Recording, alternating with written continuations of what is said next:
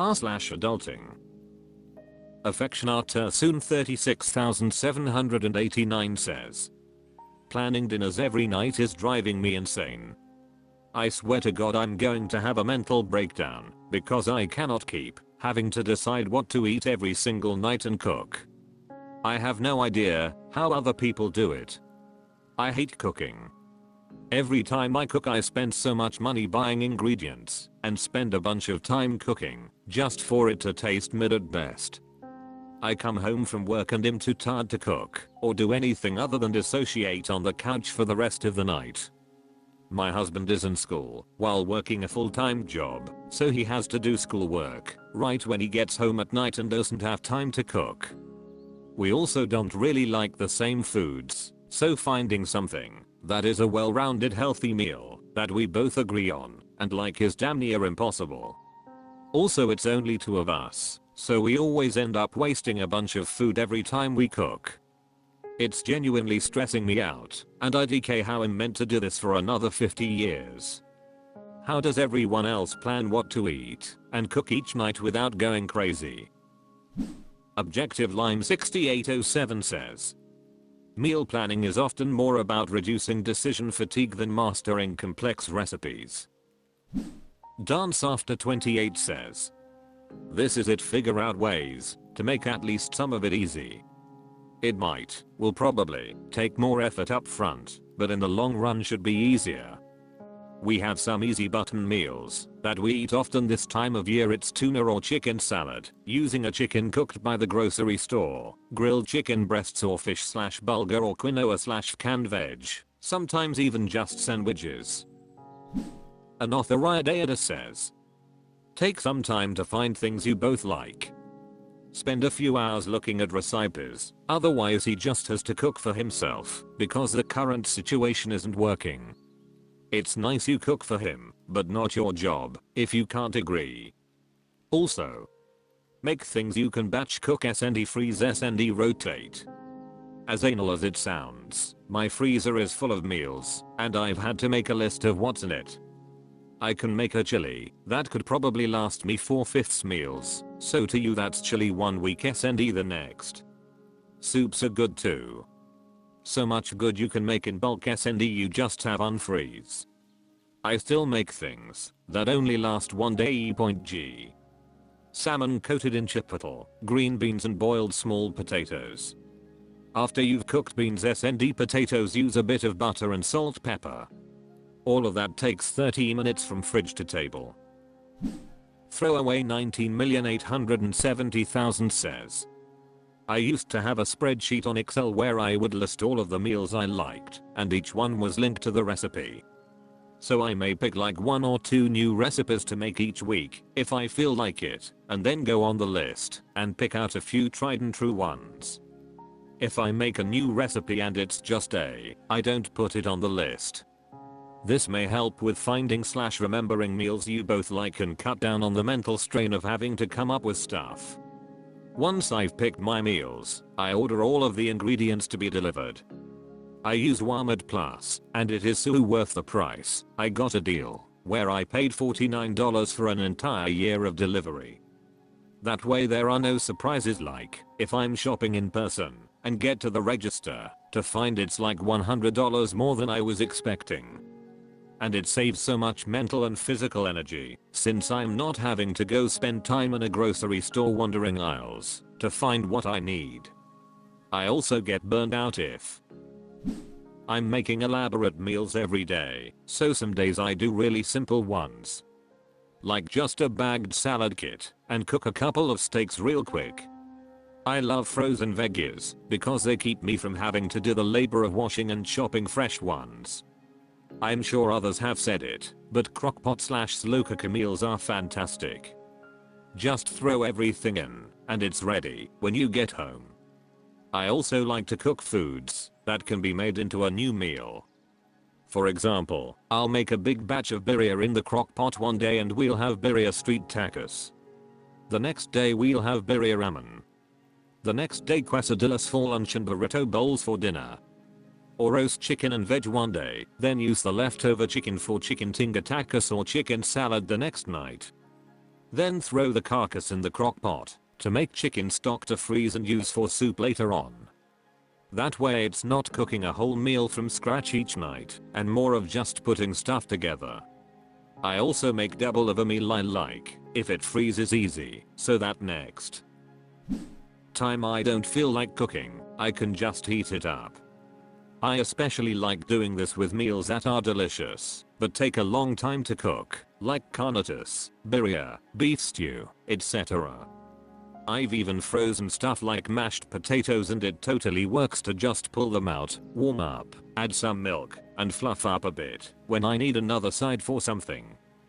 My BF loves eating spaghetti all the damn time, so I made a huge batch of spaghetti sauce from scratch and just thaw out a bag when he requests it and boil the noodles and he doesn't know it's not from scratch every time. I store everything I freeze in gallon Ziplocs that I flatten out and write the contents in Sharpie so I can stack them really easy in the freezer.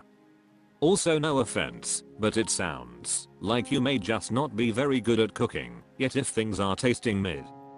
I love the book Salt, Fat, Acid, Heat to teach the basics of how to be able to taste for what a dish needs and how to elevate things without having to follow a Simgoodness says, back in my days, my parent did one big meal and we eat it for dinner and supper for 3 days or more. Then my dad would cook something else and we will eat it also for dinner and supper for 2 to 3 days. He would cook when there is the equivalent of 2 servings left in the fridge. I truly and really do not understand that weird way of saying, no, I cannot eat the same thing 2 nights or more in a row. I have many friends like that. I think they are stupid. We ain't a restaurant. We are a family. And you are the head of the family, you and your partner. So you decide. Make bigger batch. And if the other one is not happy, partner, he can cook him/herself something else and stop complaining. What my dad did most of the time, lasagna with tomato sauce with meat, spaghettis with tomato sauce with meat, macaronis with tomato sauce with meat. Sometimes he put cheese on it and put it in the oven. White rice with beans plus chicken legs plus beans sauce, white rice without beans in it plus boiled beef cube, ragu, sauce, or with okra/gombo/kalalau. Or with boiled vegetable mashed together, creates a sauce, etc. Hot chicken. Bread with green peas with shredded chicken with brown sauce, tornado, soap egg roll pieces, with mashed potatoes, rice plus fish, shepherd pie, any version, etc, etc, etc. Almost all low cost meal, since we were 6 at home. r/adulting. Meecha Fudger Cakes says, how do you guys stay disciplined with your phone usage? I, 29 male, have always struggled with staying disciplined when it comes to my phone usage, especially because I often end up looking at porn. It's become a real problem that's affecting my focus, productivity, and even my mental health. I know I need to make a change, but I'm not sure how to start building better habits. What do you guys do to stay disciplined with your phone? Do you use specific apps, set strict rules for yourself, or have other methods that help you stay on track? I'm looking for any tips that can help me regain control over my phone usage and avoid falling into the same old traps. It's time to start using my time more wisely and focus on the things that really matter. Dream Big Forever says, I just deactivated my Facebook and IG. Hopefully I can keep it deactivated for a few months, ideally forever. Own Village 2784 says, here's a trick. I don't. Jim Parker 1980 says, I try to at least absorb meaningful content. None of that really exists on Facebook. I have removed Facebook and IG from my phone and only look at it every so often on my PC.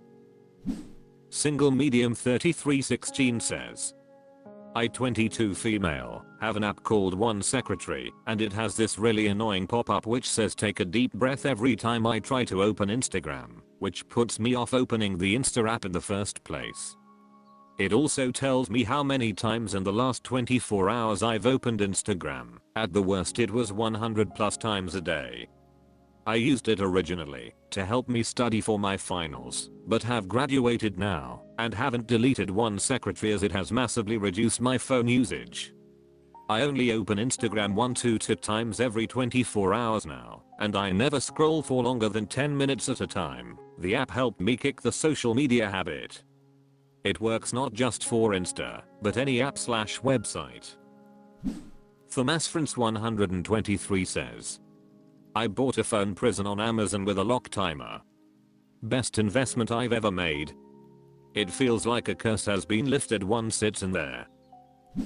Mujig98 says, buy a flip phone because you don't need anything on your smartphone. Have a laptop at home for anything needed to be done online. Virtual Human says, I didn't do anything. If I feel like using my phone, I use my phone.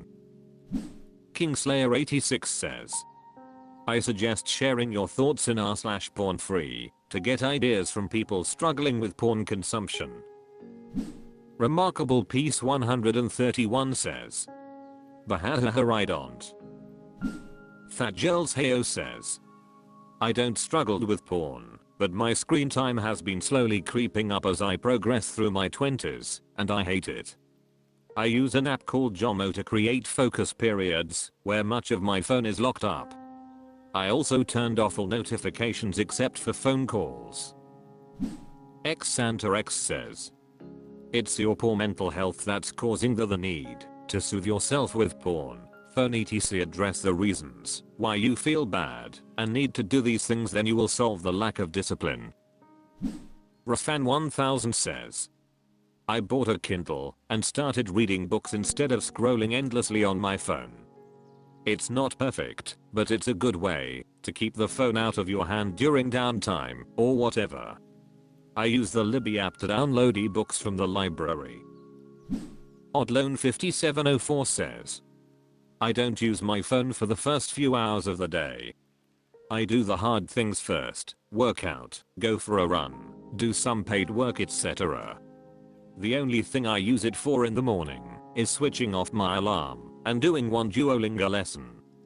That's just become habit over time. I don't eat or drink coffee till 10 to 11 AM either. I think if you wake up and use your phone and drink coffee, eat good food etc., you're basically rewarding yourself with little/no effort.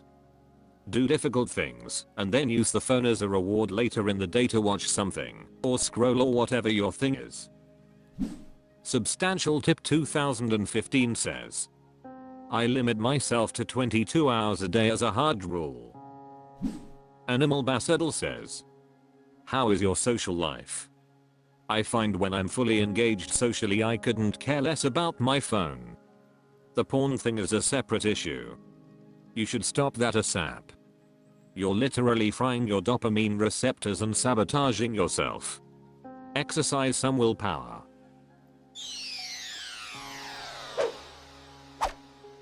That's all for this video. Thank you for watching. Please subscribe.